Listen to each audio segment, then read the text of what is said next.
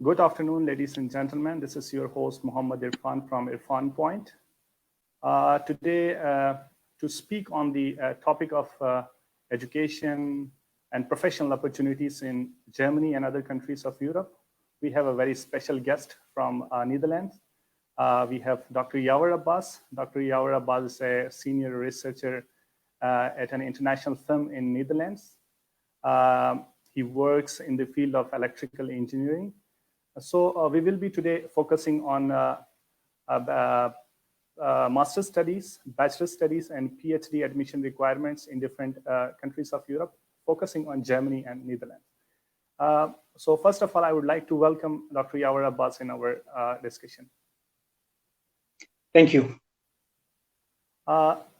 We have not only going to speak just about the requirements and the criteria of the admission, but we also have a very interesting story of Dr. Yawar Abbas, who started his academic career in Karachi.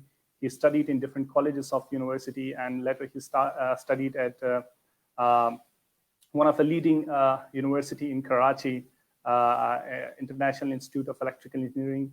So we will also going to hear his story from his own perspective. So how he walked through this beautiful journey and how he has been successfully achieved a leading position here in the in Netherlands in the field of electrical engineering. So Dr. Yawar Abbas, please tell us something about yourself. Thank you, Irfan. First of all, greetings to all the viewers, and assalamu alaikum to all the viewers. And yes, thanks a lot for inviting me for this program. I was looking forward for the program to be live. And again, I would like to really congratulate you and your team for this effort that you are putting into for this live interview and sessions. I've been following your program, and I must tell you that it's very informative, and you're doing a very good job. So congratulations on that front. Yes, you asked the first question about my life journey. Actually, if I start my life journey from my, let's say, childhood, it's not really interesting. It's like a very normal childhood, like any other Pakistani or person in Karachi, for example. I was brought up in a very mediocre family. And yeah, I was just a normal child with, let's say, no special abilities. So I was very average academically in my school, and so I just kept going. So I had a school life which was very averaged, and yeah, I failed sometime in my school. I bunked some classes sometime. So pretty normal stuff that kids do. So I was taking. I just lived by the moment. So I didn't had any, let's say, much ambitions. When I was a kid, I wanted to do everything. Yeah, sometime I want to become a scientist, sometime doctor, engineer. So that was it. And I must say, what I had, let's say, one thing I had in my childhood, which was always a denominating factor, was persistence. For example, I just kept going. I was never demotivated with low grades or failures. I just going one by one step, next classes going forward. So that was the only thing I had, persistence in my childhood. And I was lucky in a way that I always had right people at the right time around me. So as a childhood, for example, my parents, my mother especially, her guidance, and my uncle Muhammad Khan, her guidance, his guidance throughout my childhood was had a very huge impact on my personal growth.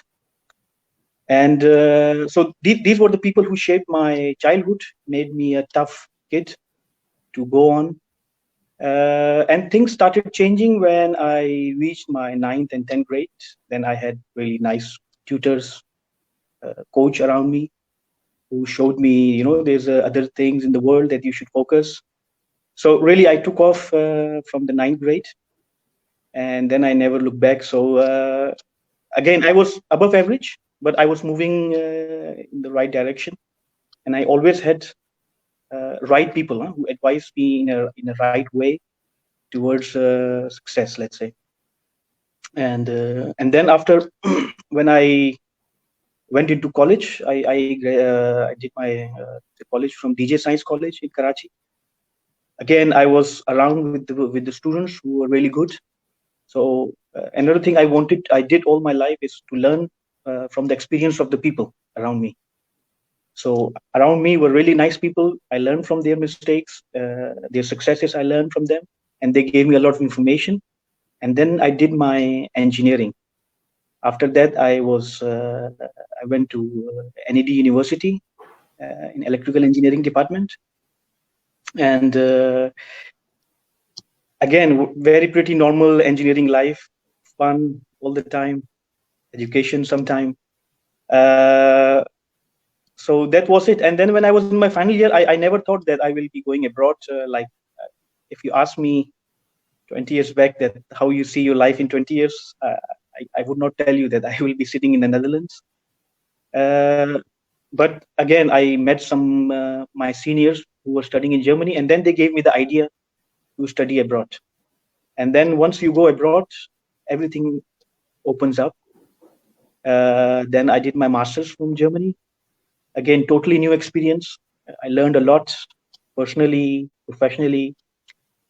After Germany, I moved to the Netherlands for PhD. And to be frank, before coming to Germany, I didn't know where is the Netherlands on the map of the world. Yeah, where is Holland? We knew Holland from hockey, but I didn't know that. Okay, it is just a neighbor country of Germany. So I knew about Netherlands in Germany, and then I just moved to the Netherlands, and now I'm in the Netherlands for last almost 9 years. And now I'm working as a senior researcher in the Netherlands. Yeah, now my life is as a researcher. I'm spending my life. And apart from research, apart from my professional activities, I also do coaching for study abroad. I have my personal page, YA Consultants, where I guide students for studying abroad, because this is what I learn and I want to transfer this to the new generation. And maybe later we will go on the benefits, advantages, disadvantages of studying abroad. And I will tell you what I learned, what is my experience for that, about going abroad and research, especially. But asking about my personal life, I think it's very people. Yeah, sometimes people think it's very special. I think the most important thing is persistence. You should keep on going. Now I'm working in a field which is totally different than the field which I did my bachelor's. So a lot of people, they are scared of switching field, for example. Yeah, if they study something, they are afraid of switching field. What I'm going to tell them is just look for a new door to open, and then you will find a new different path, which will be maybe important, interesting for you. So this is the lesson from my personal life. So keep on going, never stop. Yeah, thank you, Dr. Yawar Abbas. This is really an inspiring story. I mean, when I look at the kind of people who are successful, or the people like you who have a persistency in their life, who have a continuity in their life, it's not always, I think, important that you are super talented and having a high IQ level. The most important thing is keep going on. That is something like I learned from you. I know you for like last 1.5 decades, and this is something I have found in you. You have a clear idea that where you have to go, and you are always consistent on what you are doing. So I really appreciate for sharing your story. And my next question would be that actually, sorry, I want to add. Sorry, I want to add something here. What you said, that this is also my personal experience, that because I had people around me who are very clever, who are very smart in my bachelor's, my school, my college, even in the master's or PhDs. But I see that, it's not okay. Cleverness, smartness, this is okay. This is one quality you have, but really which makes you going forward is actually persistent. Yeah, that you have to keep trying, and all other abilities will come with time. It's just people say that you are God gifted, but you have to keep trying. This is very important. This is my really important lesson that I learned. Yes, please. I just cut you. Sorry for the next question. Yeah. It's all right. This is your floor. We are here to assist you and to learn from you today. So you're always welcome to interrupt me at any time and give your feedbacks. My next question would be, since I know that you have did your master's from Freiburg University here in Germany, so what was the reason for choosing Germany as a study destination for your graduate studies? Yes, actually, I told you in my story that I never thought that I will be going abroad till I met my senior who was studying in Germany. So I was in my final year, and this guy, he came to meet our principal, and our principal introduced him. Okay, this guy is studying in Germany, and at that time, I thought it's not very easy to apply abroad. Like it's a very complicated process. Yeah? You have to go through a lot of different procedure, and then once you get admission, visa, everything, it's not very easy. But when I met this guy, I see a person in front of me. Sometimes you see a real person in front of you, and then you think, okay, if this guy can do it, why can't you? And he was very normal looking guy, not very special. So I thought, okay. And then he gave me only one piece of information, which was the name of the website, is www.dat.de. This is the only information he gave me. He didn't tell me anything else. After that, every day I start reading this website, and then I came to know the procedure of admission. That was one thing. Second thing was, I told you that I always had people around me who give me information. So when I was also in my bachelor's, I had very good friends who were thinking of going to Sweden, for example, or Germany. To be frank, when I was applying the first time, our first priority was Sweden, because there was totally free education. In Germany, even there was some small fees in the universities, but in Sweden, there was nothing, no fees, no tuition fee. It was, let's say, better and more social country than Germany. So my first priority was Sweden, but I missed the deadline for admissions. Then I applied to Germany. But again, everything things happen for a good reason, because after that, Sweden was a lot of my friends, they came from Sweden to Germany to study, because conditions were not really good, let's say, relatively good than Germany. So that was, let's say, I had already in my mind that there is admission procedure, and I apply for that. And that was one reason. Second reason was, after my bachelor's, I did a job as an engineer in a company in Karachi, as a, let's say, electrical engineer. Then I realized that life is kind of stuck. Yeah, it's you do the same task every day. Yeah, you go to the company, you meet same people, you press the button, you start the machine. If there's a fault, you fix it. So pretty routine stuff. So I was like quite bored with that life. So I thought student life is the best life. So be student your whole life. That's the reason I look for studying abroad, because I want to continue as a student.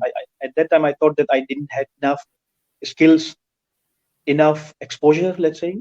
And what could be better than going abroad, and especially Germany, because we had no idea at that time how the Western world looked like. And there's another ability of mine, that I always look for multiple chances. Like I don't go for only one chance. I just apply for different opportunities. So at that time, I applied to China, to Russia even. So all the possibilities, all the deadlines that I had at that time, I applied there. I got admission in Chinese university, in Russian university, but eventually I got admission in Germany. So then I choose Germany. And I would like to mention a person who really helped me in this process, Mr. Shehzad Haider. He's my uncle. He did his master's from England, so he really guided me a lot. So he made let's say, technically, he made my life easier. Yeah, I understand that. It's also important that you should be surrounded by people who are inspiring you and giving you technical and academic help. It's very important. As you mentioned, a couple of your family members who had been vital in your success. I think then we will let's discuss about the admission requirements here. As you also said that, excuse me, you also do coaching for the students, and since you also applied for different universities. So what do you think that after spending like many years here in different universities, what universities actually look into the applicant's CV, for example, in their motivation letter? Yes. Thank you for this question, because in my personal page also people ask these questions a lot. I personally do also interview of all the student coordinator in Germany. So in my page, there's also some videos of these interviews, and I always ask this question: what do you look into a student when you apply for admission? What do you look? Well, job and admission, it's like a marriage. Yeah, it's like a marriage, like a proposal. There should be a good match. So when I talk to a lot of students who are applying for masters abroad, a lot of students, they have let's say lower scores in their bachelors. Yeah, and then they are very demotivated. They think that it's not possible to apply for masters in Germany because I have, let's say, low scores, low grades. Well, it's not the case. I've seen students who have low grades, but they were successful in getting admission, and I will tell you why. When you look into the admission criteria of any university in Germany, there are, let's say, 5 main criteria. Yeah, let's say your grade in your bachelor is one criteria. Number second criteria is the IELTS, or let's say TOEFL, or any English competency exam that you do. The third is your motivation letter. The fourth is any experience that you had, any professional experience that you had. And the fifth is your extra curriculum activities. This I talked to different student coordinators. They told me that these are the main points that they are looking into. First of all, we will go one point, let's say point one by one. First of all, let's say score. Most of the people, they say that who are applying, they are demotivated if they have lower score. That's okay. That's not a problem that if you have a low score. The thing is, in Germany, and this I always tell students, in Germany, there are more than 100 universities, which means there are more than 1,000 programs. If you go to this dart.de website, there are so many universities.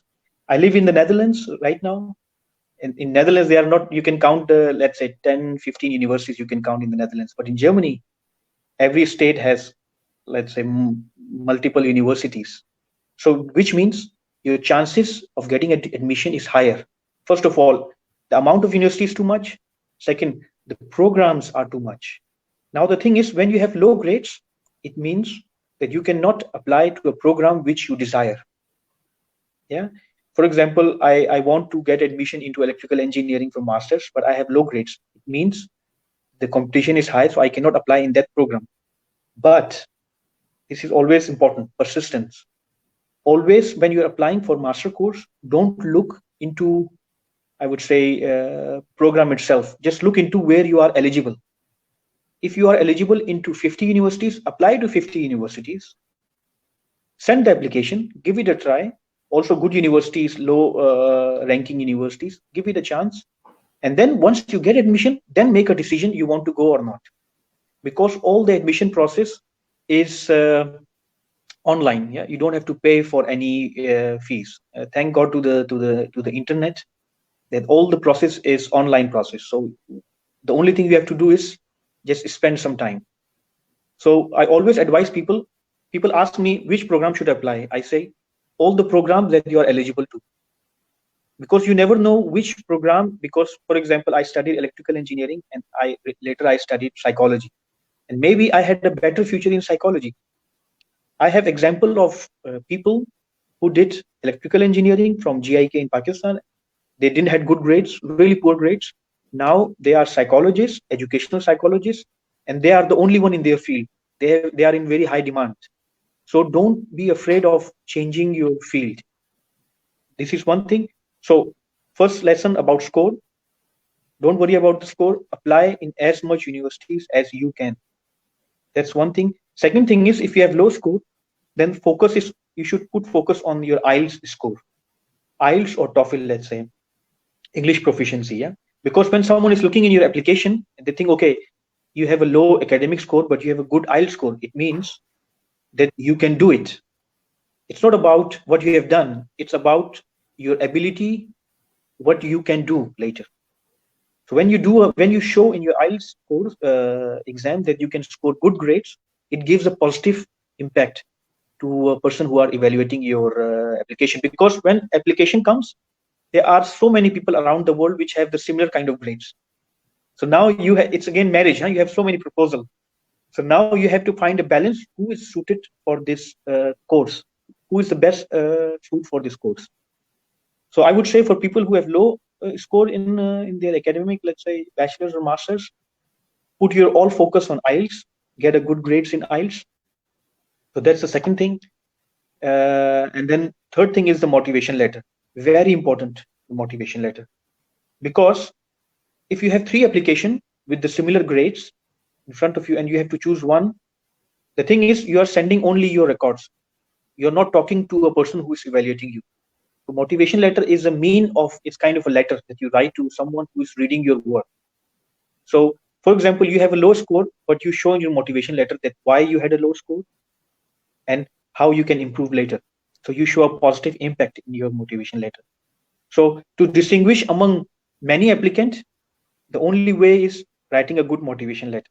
And I will come to this point later, how to write a good motivation letter, because this is another question I ask a lot of people. What is the best way to write a motivation letter?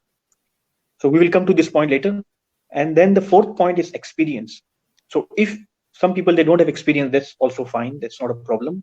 But if you have an experience, try to get, let's say, all kind of certificates that you can collect. So that's one thing, experience. And then the next thing is the extra curriculum activities.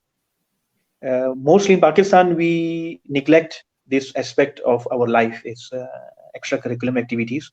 In the Western countries, Europe, people really appreciate if you are a dynamic person.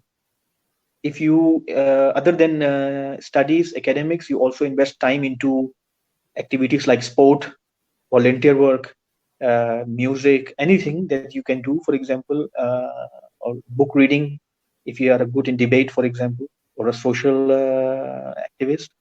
So that's also a very important thing which people neglect. So these are all the points. If you focus on, if you have anything less, you can focus on other thing. What is done is done. Your grades, they are done. You cannot change anything about it. You can always, only way is moving forward.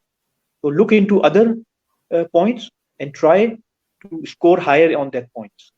So this is, let's say, in a nutshell, 5 points which are really important. And don't be afraid. It's okay to apply. Applying is never a problem. Just apply as much as you can. Don't underestimate yourself that you have a bad score, you have a bad background, whatever, that you cannot get admission. You never know. This is my advice. Dr. Yawar Abbas, we also receive a lot of questions about the requirement of GRE in different countries of Europe. So do you think that a lot of countries in Europe do ask for GRE, or GRE is not that much matter in the admission requirement of European perspective? Yes, good question. Actually, GRE is not mandatory, but if you're applying for scholarship, so GRE is kind of, let's say, it distinguishes you between all other students. Not most of the students around the world, they do GRE. So if you have time and energy, please do GRE. That's very important. So even if it's not mandatory, you show a good score in GRE, it's important to acquire scholarships. And also in German universities, if you're applying to top universities, they also demand GRE scores. But some universities, yeah, not all the universities, only top programs, let's say TU Munich University, they ask sometime for GRE because they have so many applications. Yeah? Imagine you have thousands of applications for 50 seats. So the best way is to distinguish is a GRE exam, which is homogeneous around the world. So my advice is, if you haven't done, it's okay, no problem. The deadline of admissions are coming, they are still here now, apply for it. But if you have time, do GRE, it also increase your own aptitude. And Dr. Yawar Abbas, also, I think we should discuss a little bit about the PhD requirements, because PhD and the research is something which is very advanced in different countries of you, especially if you look at Netherlands, Germany, and France. They have very sophisticated, for example, devices, instruments available in their labs. So also there are a lot of fundings from the public as well as from private sector in these countries. So researchers are also in high demand in this country. So especially people coming from India, Pakistan. So what should they focus on when they are applying for PhD, and what kind of PhD programs are actually offered in the universities of Europe? Yes. First of all, I gave one. I'm coming to my previous answer because I said that in motivation letter I will go through, let's say, steps of motivation letter. So keep this question about motivation letter in the later session, let's say, because we will combine this with the PhD as well. So this is a very important question. We will leave it for future, but now I will answer the question about the research that you're saying. Actually, research is in Europe. They consider research as a matter of survival. Yeah, I give you one example of Nokia. Yeah, if you imagine, like, say, in 2000, around 2002, Nokia was the top brand in Pakistan. Everyone had Nokia phone. Yeah, but now everyone has Samsung, or let's say iPhone and all this. The trend of phone, let's say small phone, was started by Nokia. They were the leader. They were the pioneer of this phone. But over time, they faded out. And then there was an interview of the CEO of Nokia that what went wrong? Yeah, what didn't you do? He was actually crying, and he says, "I did everything right. I didn't do anything wrong. The only thing they did not do is to invest in research." So if you do not continuously improve yourself, if you are content and just relax and do not improve yourself, you will be faded away. You will be gone from the face of the world. So this is what is in the core values of the Western societies, that research is of fundamental importance. They invest billions of euros for research, just fundamental research. They are not contributing too much to the economy later, for example, but to understanding of the universe, for example, or different fields. Now, coming back to your question, let's say, what are the possibilities of PhD? If you have done masters from, let's say, even from Pakistan, if you have done masters, there's a chance that you can get a position for PhD. The getting PhD in Germany, in the Netherlands, in the Europe is easier as getting admission into masters. This is my personal experience, because there's a trend in Germany and the Netherlands that most of the national Dutch or the German people, they are not going for the PhDs. So there is a high demand of employee or workers for PhD, because after their masters or bachelors, they go for example, they go to US or they travel abroad to pursue their career. So there's a less interest from the locals, European locals, to do a PhD. I can give you one example. My supervisor in my PhD, once he had a position for PhD, and he told me that there are 50 applicants and there was no one from Europe. So he told me that mostly people are from Pakistan, Iran, let's say China, or India, for example. No one was from Europe. And then one Spanish guy applied, for example, and he got the position. So this is the thing. So getting PhD, it's not that difficult, getting admission to PhD. But to graduate from the PhD, that's another story. That once you get admission, then it's really a different journey. So I would say that once you have done masters, think about doing PhD. A lot of people are going for jobs, but job you can do at any point of your life. Yeah, job doesn't need any age limitation. Even PhD doesn't need any age limitation, but you have a learning, let's say, curve. Once you are young, you can do a PhD, get a degree, open your experience, open up your mind, and then do a job later. That's okay. So I advise everyone, if you can do a PhD, please do it. This opens up new opportunities for yourself, and there are so many opportunities for PhD. Later, if people ask, I can give some resources for applying for PhD. Even for people who are in Pakistan who have done masters, they can get a PhD directly. One thing. Next thing is, PhD in European countries is unlike Pakistan or other countries where you have to pay a fees for PhD. In the Netherlands, Germany, in Europe, mostly either you get a scholarship to do a PhD, or PhD is treated as a job. So you are paid as a normal employee, for example, a normal worker. So you get a pay for doing a PhD. What can get better than that? You get paid to do your own education. So this is the best. So always keep PhD as an option after your masters. This is my advice. Dr. Yawar, for the students, for the graduates who are applying or looking for PhD opportunities? So where should they actually start from? From where they should first look for the scholarships, or first look for the potential supervisors, and what should they be keep in mind while applying for different opportunities? Yes, it depends from where you're applying from.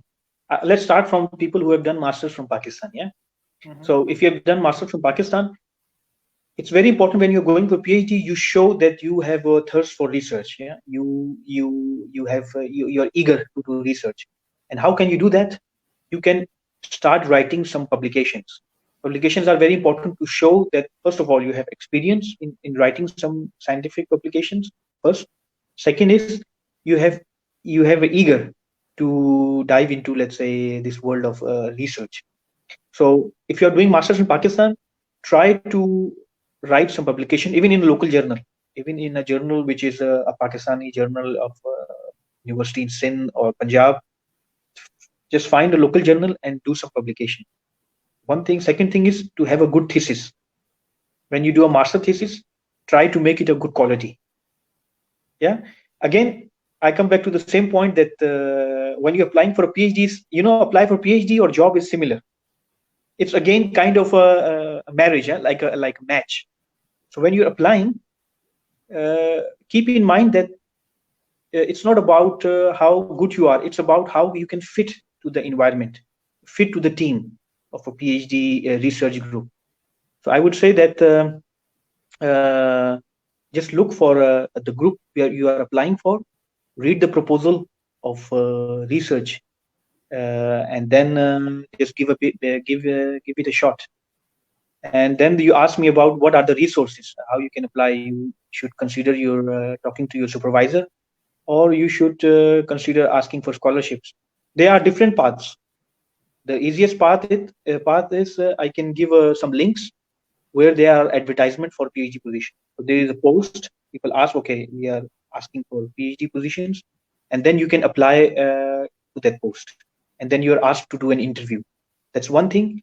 Second thing is you directly attain a scholarship. So you get a scholarship, and then you look for a supervisor. Yeah. So that's the second thing, that you get a scholarship and then you apply to a supervisor who can supervise you. And the third thing is you can directly contact a university. For example, you are interested in a program of psychology. Yeah. And then you know that, okay, this professor is famous in this field. What you can do, you can go to his website, you can go to his contacts and send him an email telling him your intent, that, okay, I'm doing my master's. I'm interested in doing research in this field, and I would like to continue my PhD with you. Mostly all the professors, they have some funding for PhDs. So these are the three paths that you can apply for PhDs. Thank you, Dr. Yawar. We are also receiving some comments and questions which we will add at the end of our discussion. Some of the comments are also popping up, you can see on the screen. Maybe first we will look into discuss about the motivational letter aspect, since that part is still missing here. We were supposed to discuss this. So yes. Actually, this is the question I asked to a student coordinator in an interview, that how to write a best motivation letter. When I was applying for my master's, I really did not focus on motivation letter. I took a template from my uncle and then just filled some keywords into that template. But when we think of motivation letter, we think of a very complicated document. Yeah? Don't think motivation letter is a complicated, very standard formal document. Think of motivation letter as a letter. For example, you are writing a letter to your father or to your uncle or to someone or to a professor. You're writing a letter. Yeah.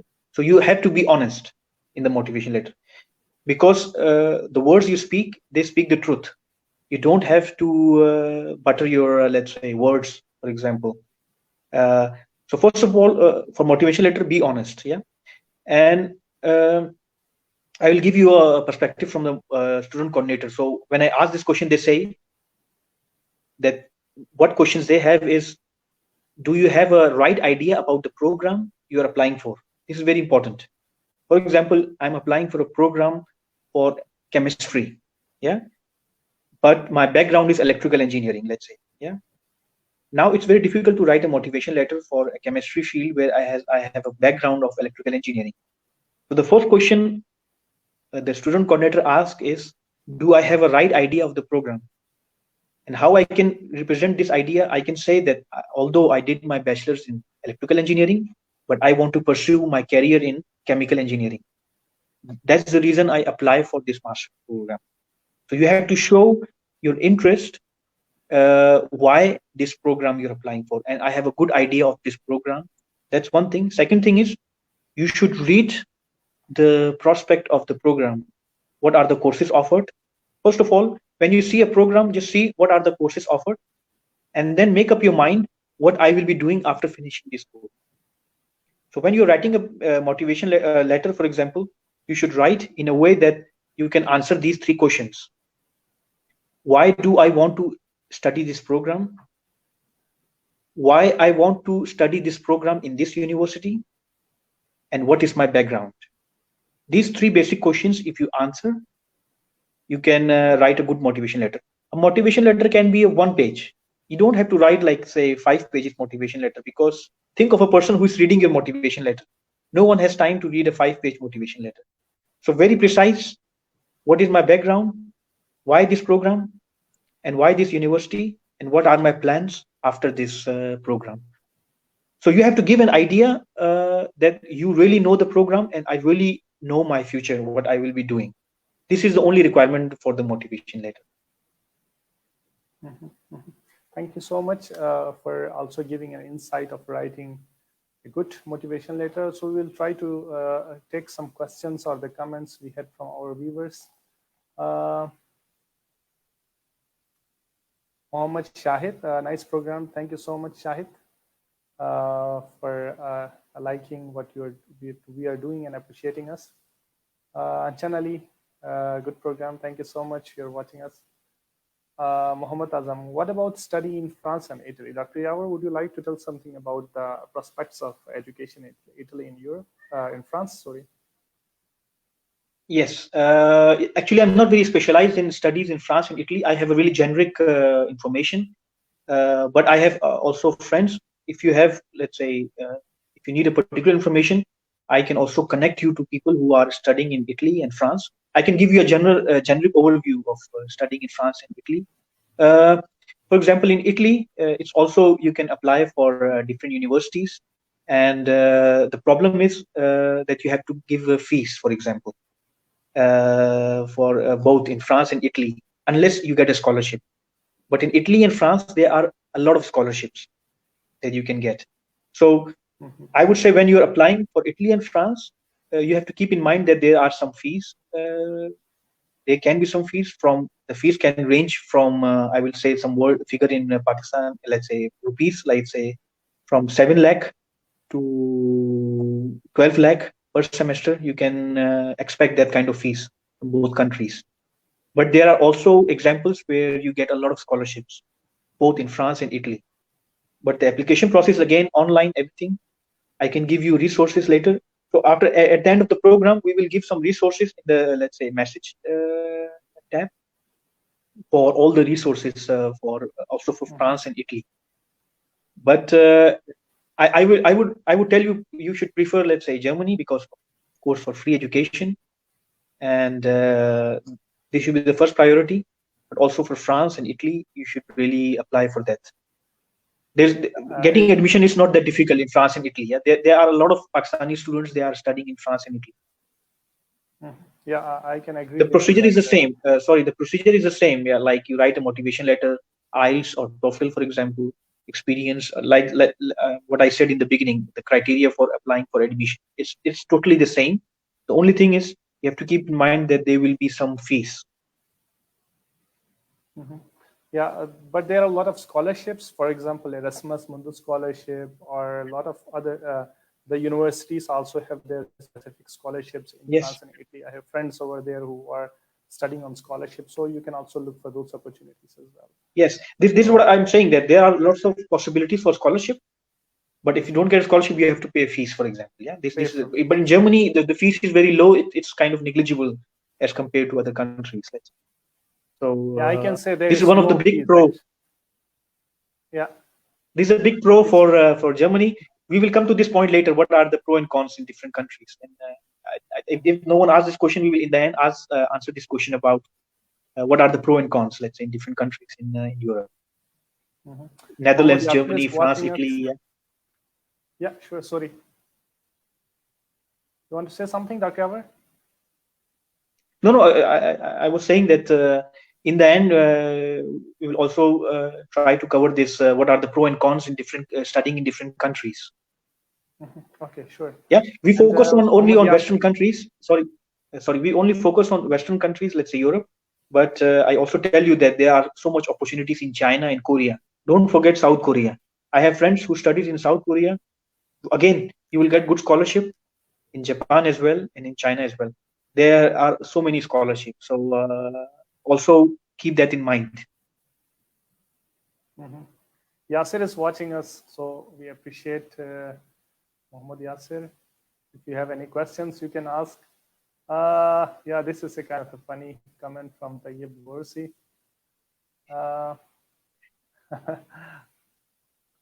We also already took this question actually. Any postdoctoral opportunities, please, Engineer Abdul Rahim Channa. I think we are going to share some, maybe at the end, we are going to share some links in our comments where you can find platforms where you can find opportunities for postdoctoral opportunities. And we will be also sharing different links for scholarships and postdoctoral or doctoral studies on our page as well.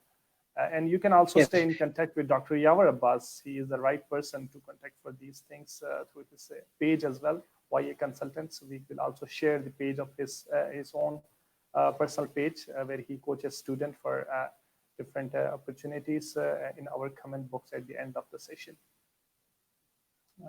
Yes. Okay. Just one thing about the postdoc. Again, there are so many opportunities. So research opportunities, there are too much.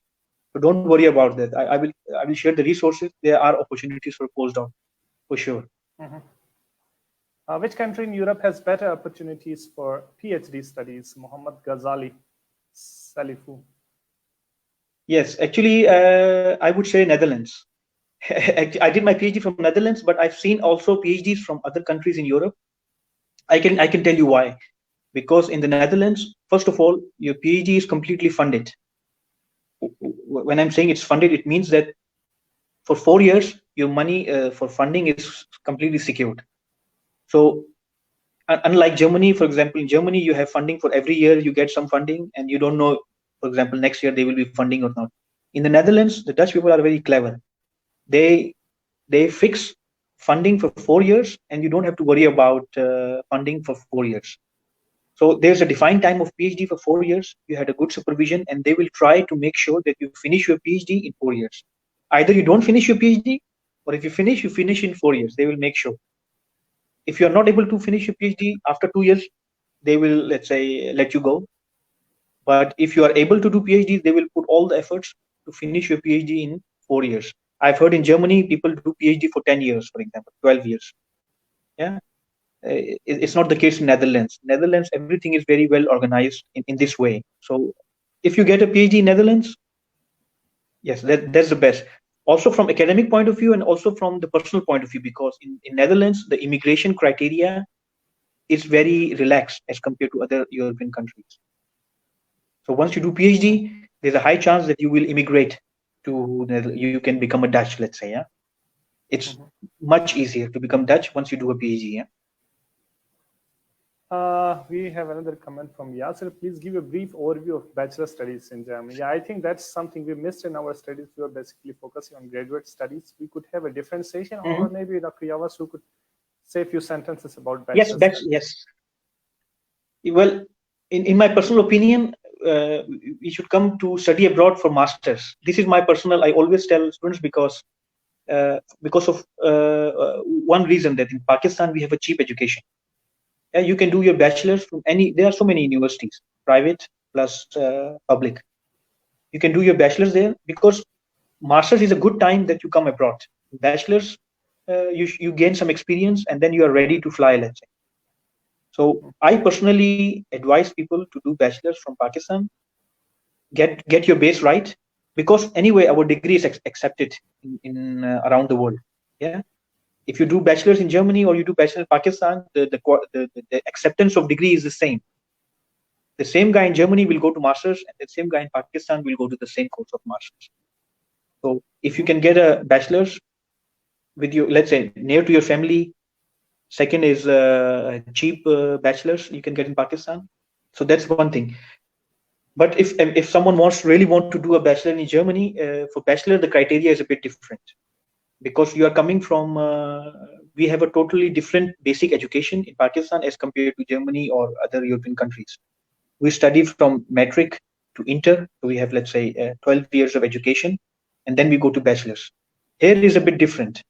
Here bachelor is of 3 years, whereas in Pakistan we have a bachelor for 4 years. Here the basic education is for 13 years, for example. So they compensate this 1 year into their basic education. Because of that, this reason, they ask our Pakistani student to do a pre-bachelor course. So you have to register into a pre-bachelor course. First, you have to qualify to the pre-bachelor course, and then you can get admission into bachelor's. So this is a bit long process, but this is again doable. It's not let's say difficult. It's doable, but I hardly came across people who are doing bachelor from Pakistan in Germany. For bachelor, the best country is Turkey, I would say, if you want to do bachelors. And I think I would say that if you want to do bachelor's in Germany, then you should have a very good German skills, because there are hardly any program in Germany for bachelor studies which is offered in English. So you have to have like a C1 level of German, yeah, like 7 or 7.5 bands of German language skills. Yes. Then you can really study here in Germany. On the other side, if you see Netherlands, for example, for bachelors, there are so many international programs in the Netherlands, but the fees are too high. So if you have a good background, good money in your pocket, also investing time in the Netherlands, because this will come later. The quality of education in Netherlands is much better when it comes to the quality. So also looking for bachelor in Netherlands, if you have money, it's a good opportunity. Mm-hmm. And then we have a question from, is there any scholarship for bachelor program in Germany? Kindly shed lights on summer exchange program. Yes. Bachelor studies. Okay. Yeah, please go ahead. Yeah, Dr. Yawar. No, you can you started, so you please go. Yeah. I thought you were tired. Yeah. So. No. I can keep on going like a whole day. Don't worry. This is my job. Yeah. Talking is my job. Thank you so much. I think there are some bachelor's scholarships here, but the thing is that in like countries like Germany, they don't charge any tuition fees, so don't really need a scholarship for your tuition fees. But I think there are some scholarships for bachelors for your livings. If you are a good student, then you get some stipend from the university, from the state or something, but not like the graduate studies, not like the master studies. For masters and PhD, they have a lot of scholarships as compared to the bachelor studies. And for the summer exchange programs, yeah, there are summer exchange programs in every university, also winter exchange program. They have, like in every university, you can go to the website of any university or the www.drd.de. There you will find like summer programs, and you will be also keep sharing opportunities on our page as well. Yes. Sakhawat Ali is appreciating our work. You want to say something, Dr. Yawar? Yes, thank you, Sakhawat. And thank you. Yes, yeah, actually, I want to say that the scholarship opportunities in Germany, in Germany is a bit different. As you mentioned, that there is no tuition fees. So the scholarship in Germany has a different mindset. In Germany, first you get admission and you get good grades in your master's or bachelor, and then you apply for different scholarship. So the scholarship is for students who are good, let's say. It's not for students who are coming from abroad. This is a fundamental difference between scholarship in Germany and, let's say, in other countries. In other countries, what happens? You apply for admission and then you get a scholarship. In Germany, you apply for admission, you study for some time, and then if you have good grades, there are so many local scholarships from the local church, for example. Every church has a scholarship from local personalities, from local heroes, for example. There is a memorial scholarships. So there are also opportunities for scholarships. Yes. Now, also, different foundations support Yes. students as well. Yeah. Yes, but the best thing in Germany is while you're studying, you can do a part-time job, which will cover your all expenses. You don't have to spend anything from your pocket. You come here, there's no tuition fees. First of all, transport is mostly free. It covers in the tuition fees, and then your living expenses. You can work, for example, just one day a week. If you work, you can cover all your expenses for the whole month. I mean, one day a week, so 4 days a month. If you work, you can cover all the expenses. Yeah. And we have a comment from Alim Sultani from Afghanistan. I have done MS in India. I would like to do my PhD in Germany. I have doubt about visa appointment and how to get PhD position or DART scholarships. For visa, we can't do anything because it's all about the visa authorities in your country. But on the aspect of PhD position or DART scholarship, we already discussed in our previous discussion, or maybe Dr. Yawar, you want to say a few sentences on for Alim Sultani? Yes, it's good, Alim, that you did your master's from India, because there are so many Indian students who did their studies from India. So India, universities in India is already recognized here. So there's a high chance that you get a PhD. So don't worry. First, again, the visa question is the next question. Huh? You should do, we call it first thing first. So the first thing is securing a position. Once you secure it, visa is the next issue that you will face. But in Germany, in the Netherlands, universities has a big saying in, let's say, foreign office.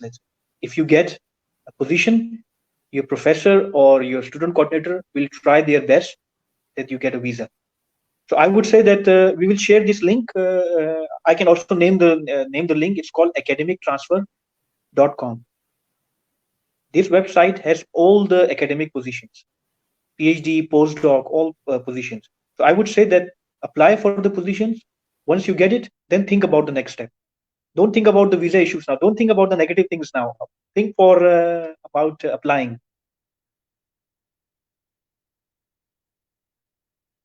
Yes, we will.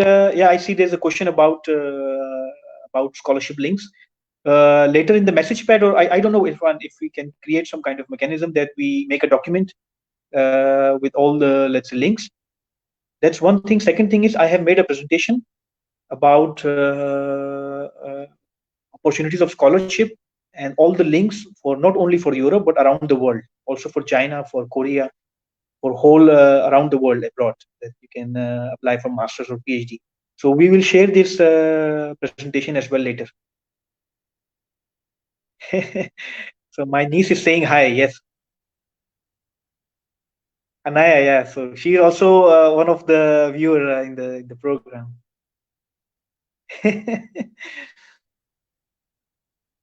It's good.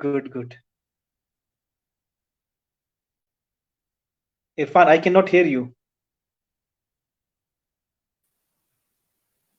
Yeah, can you hear me? Yes. Yeah, I would like to say welcome to Anaya. She's watching us. So, and also, yeah, Nadia Zafar is appreciating our session. So I think we will conclude this session here, and we are going to share some resources in the comment box, and we will be sharing time to time different opportunities on our website as well. And if you have a specific admission related to or coaching related to question, you can definitely reach to Dr. Yawar Abbas, or you can come text us or inbox us. We will connect you to the relevant people who can help you for like full-time coaching when you are looking for admission, step-to-step coaching. So otherwise, we will be sharing different opportunities related to PhDs, related to master scholarships on our page. So I would really appreciate if you could share this video and like our page, because we really need your support to grow up, to reach other people.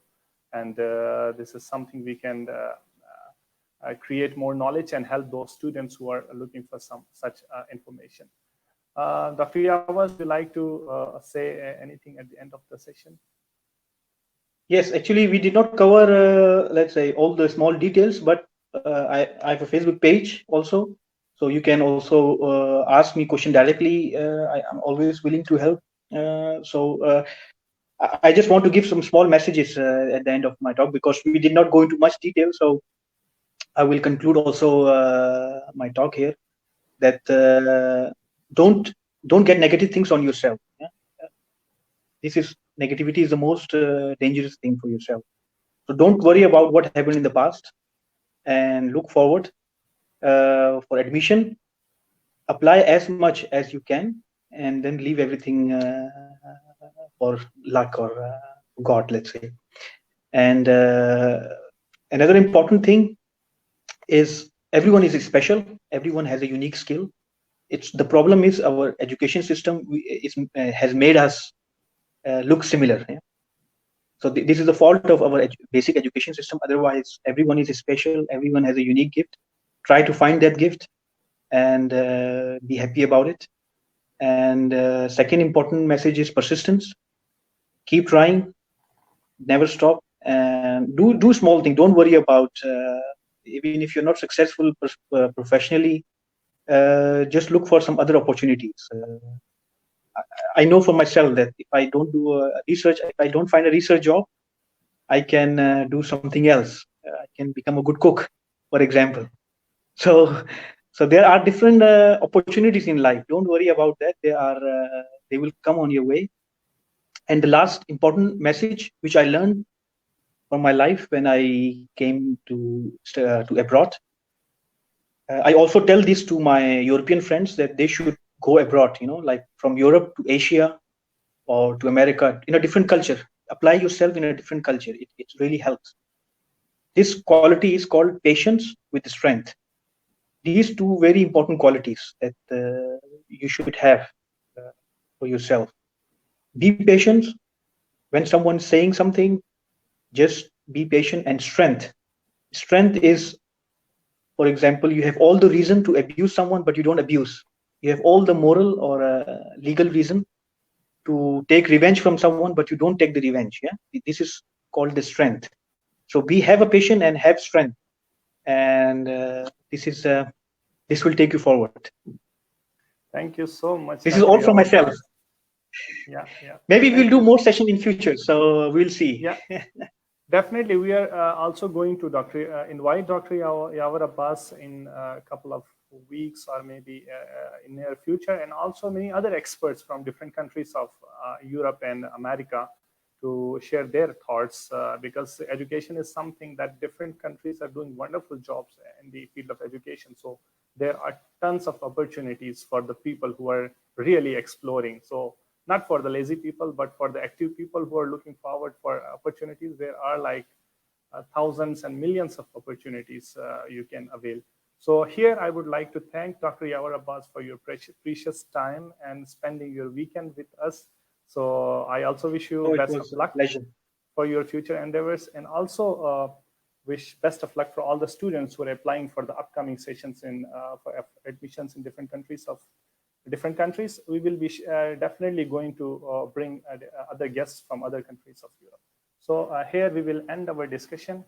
For more updates and more such videos, keep sharing our page, like our page, and stay connected with us. Thank you so much.